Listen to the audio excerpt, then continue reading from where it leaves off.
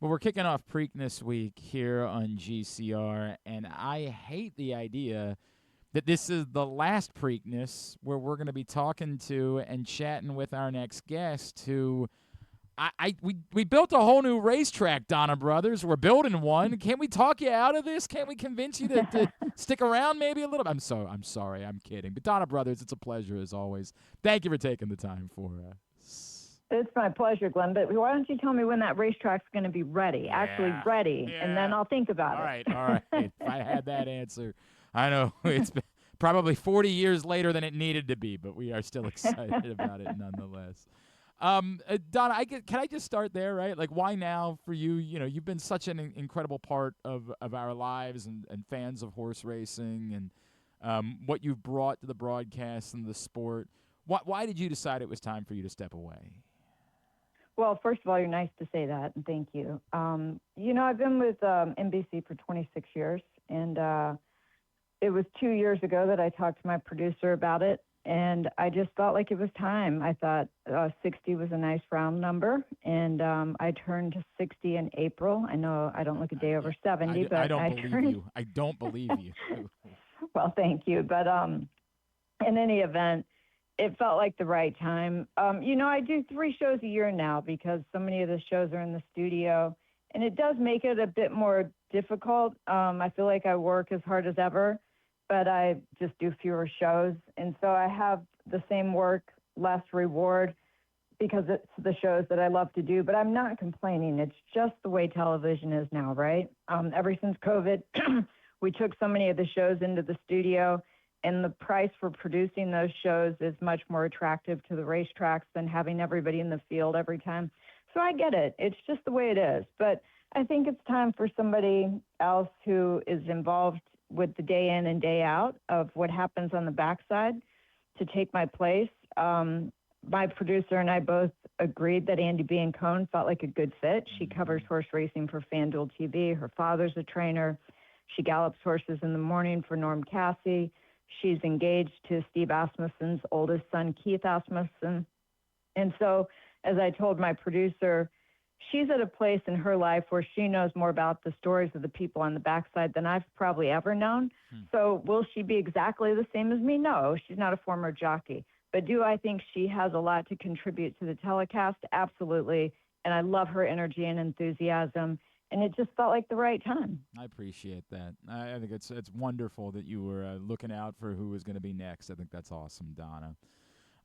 Well, let's talk about this one because we're in a weird place, right? Like we don't know exactly what the future of the Preakness holds. Finally figuring out that it needed to be a new track. Now we need to figure out if there needs to be an entirely new Triple Crown. And I guess your reaction to Golden Tempo becoming the most recent, but far from the first Derby winner to decide to skip the Preakness altogether, and where you're at this point with what this needs to look like moving forward for the betterment of everyone involved in horse racing.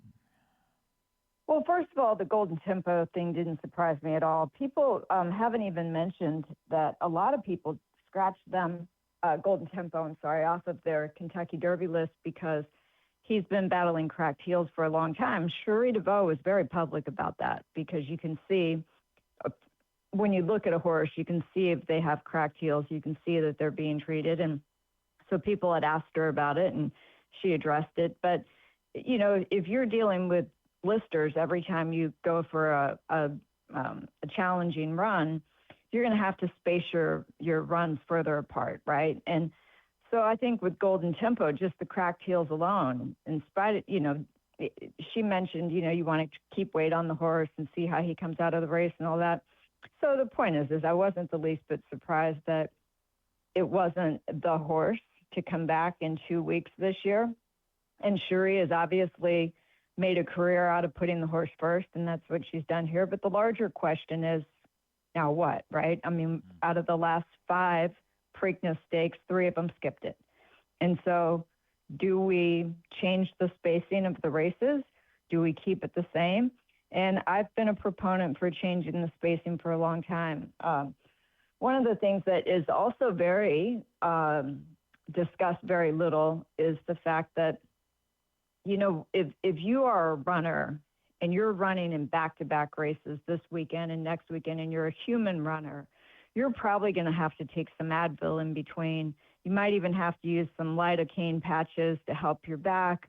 You might, if you've got a hip issue or ankle issue or a knee issue, you might even do steroid injections.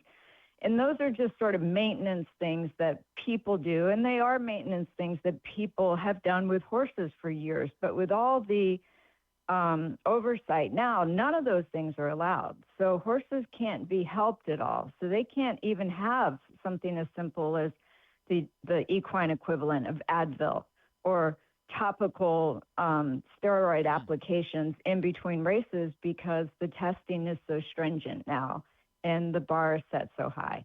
And so it does make it harder for a trainer to get a horse to come back in 2 weeks. And so you're asking people who are the traditionalists are saying, we want everything to stay the same, but everything for the trainers has changed.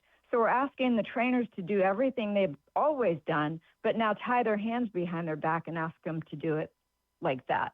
And it's just not, it doesn't add up. It doesn't work that way. It's really interesting, and that's not part of it, I think, that's been talked about much. Donna Brothers from NBC with us before her final Preakness. Donna, if space is the direction that this ultimately goes, right? And we know there's been reporting that the Jockey Club here in Maryland is willing to consider that, and future TV deals. And the word was they were talking about maybe moving it back a week. The sense I've gotten in talking to horse folks is that probably isn't going to make much of a difference if it's 1 week. And I didn't like it to begin with because I don't think Memorial Day weekend is the right weekend for this area. But what do you think it needs to look like in order to get everyone invested again, and there to be a buy-in that we've got the right map for getting everyone to participate in the Triple Crown Series? I think it's got to be a month apart, all 3 races. So first Saturday in May, first Saturday in June, first Saturday in July. And I feel like NYRA has been a little bit resistant to this change, or at least they've publicly been a little resistant to it. But if they put the Belmont Stakes on the first Saturday in July and have it coincide with the 4th of July weekend, that's going to be massive for them. So that's going to make the Belmont Stakes a huge race and a really must-go-to event, even on the years that there's not a Triple Crown on the line because of the timing, because of the spacing. And so the other thing that I think it helps, Glenn, is the undercard, meaning the other races besides the Preakness Stakes on Preakness weekend. So most of the best horses have run on Derby weekend because they've got so many Grade 1 and Grade 2 races at Churchill Downs. And those horses aren't going to come back in 2 weeks. They need time. But you give them a month, now you could card some better races under the undercard at Pimlico or at Laurel, wherever it's going to be. You can card some better races there, and you're going to have better horses. So I think it will support the entire racing program in Baltimore for that weekend. And then I think it will, in the long run, also help with the Belmont Stakes program. I also wonder, too, if it doesn't, again, that separation time-wise, particularly if the horse is it just doesn't create more interest in general. Like, that there's more conversation leading up over the course of a few weeks. And I maybe I'm wrong about that, but it seems like that separation maybe helps create more general interest in the sport that can then be driven for the rest of the year. Glenn, I agree with you. I think the other side of that is people say, well, if we spread it out over that much time, people will forget about it. They'll lose interest, blah, blah, blah. Well, they're also going to lose interest if the Kentucky Derby winner never comes back in the Preakness Stakes, that's right? A fact. So 3 out of the last 5 years, the Derby winner isn't coming back. And the writing is on the wall that that's not going to change because the racing patterns these days aren't anything like they used to be 50 years ago, not even 20 years ago.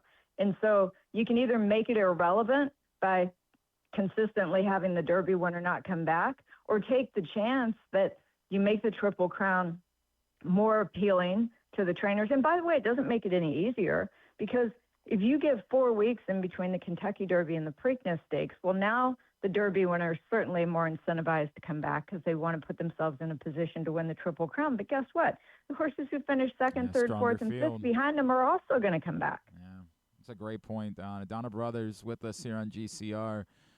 You mentioned the Naira part of this. Is there any thought that if for whatever reason the folks in New York say, nope, this is when we're running our race, that's a you problem, not an us problem, and obviously there's no commissioner of horse racing to force the buy-in, like at that point, should the folks here in Maryland think about, well, maybe we become the third leg of the Triple Crown? Like, does it need to be that drastic if the folks in New York aren't willing to have this conversation? Well, if they're not willing to have the conversation, then they become irrelevant, quite frankly. So if you run the Preakness Stakes back in 4 weeks, the Belmont Stakes is now a week later. That's fair. Nobody's going to run back in a week. That's fair. Right? And so they either move or they become completely irrelevant because horses aren't bred necessarily to go 1.5 miles anymore in America. So it's not like horsemen are just dying to, look, your 1.5 mile race is our target on the calendar this year. Not the case. It's the test of the champion. It's the third leg of the Triple Crown. And if they don't move it, they become irrelevant. So really they'll have to do whatever they think is best for them. And I think if the Preakness Stakes moves, they'll decide to make a change. What interests you most about the horses that are running in the Preakness this Saturday, Donna? Well, for horsemen, it's still a great race. Like you look at the potential lineup right now, and you've got horses who either just didn't have enough points or for whatever reason were off form or they just skipped the Derby. But Chip Honcho horse, Steve Asmussen's, he's already won the Preakness Stakes twice. Great White, the horse that flipped over behind the starting gate for the Kentucky Derby. This horse is massive. He's, most horses are around 16 hands tall. There are 4 inches in a hand. He's 17 hands, 2.5 inches. He's this massive horse, but he's also a runner. Iron Honor, Chad Brown decided to skip the Kentucky Derby with Iron Honor and point him straight for the Preakness, so he'll be one of the favorites. Napoleon Solo is a horse of Chad Summers, who looked like he could be any kind of horse as a 2-year-old. As a 3-year-old, he's been a bit disappointing in his 2 starts, but we keep thinking if, the Napoleon Solo we saw last year shows up, he could be a serious player this year. Oselli, the horse that was still a maiden, finished 3rd in the Kentucky Derby. He's pointed for the Preakness Stakes. And then Brittany Russell, one of your local gals, has Taj Mahal, who's undefeated in 3 starts. I think from a standpoint of just horse racing, it's still going to be a great race. But we certainly lose a lot of the luster when we lose the Kentucky Derby winner. Obviously, Sheldon Russell riding that horse Taj Mahal, so a lot of local connections there. But would be kind of cool, right? The follow-up, Sherry DeVoe winning the Derby with another female trainer winning the Preakness. I know it's not the same thing as having a Triple Crown, but I kind of would keep that cool story moving forward if you get out of this and you got like the first 2 won by female trainers. Yeah, that some of the other storylines with females that were lost on the Kentucky Derby, just a couple. I won't go into it too deeply, but we know about Sherry DeVoe. Lindsay Shanzer produced the Kentucky Derby. She's been the head producer in the last 5 Kentucky Derbies. Cool. And it became the most watched Kentucky Derby in the history of horse racing. So there was another check mark for the women. And then Daisy Phipps-Polito, who is part owner of Golden Tempo, her great-grandmother started that racing stable 100 years ago. So, but, the female line has run in that family deeply for a long time. So there were a lot of female victories in that Kentucky Derby, and it would be great to see Brittany Russell add to that because you know her from Maryland. I mean, she's been knocking it out of the park there for years, and she certainly is in a position to do that. Donna Brothers, I assume that at some point in the future we're going to see you at Pimlico, even if we're not seeing you on the broadcast. You're going to come visit the new track at some point, right?